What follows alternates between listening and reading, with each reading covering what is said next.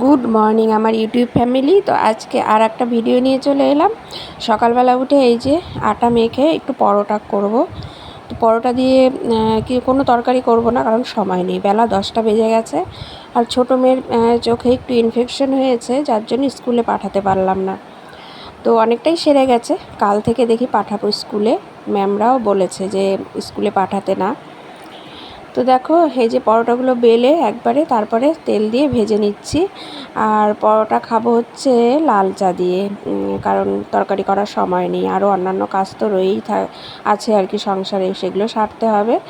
তো এই যে লাল চা করে নিলাম। তো ছোটো মেয়ে বলছে ও খাবে ভিজিয়ে ভিজিয়ে, তো চা খাবে না, মানে চা দিয়ে ভিজিয়ে ভিজিয়ে খাবে দুটো পরোটা আর কি।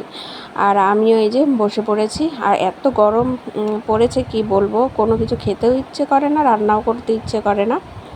তো দেখো কড়া করে লিকার চা বানিয়ে নিয়েছি। লিকার চা আমার কড়াই ভালো লাগে।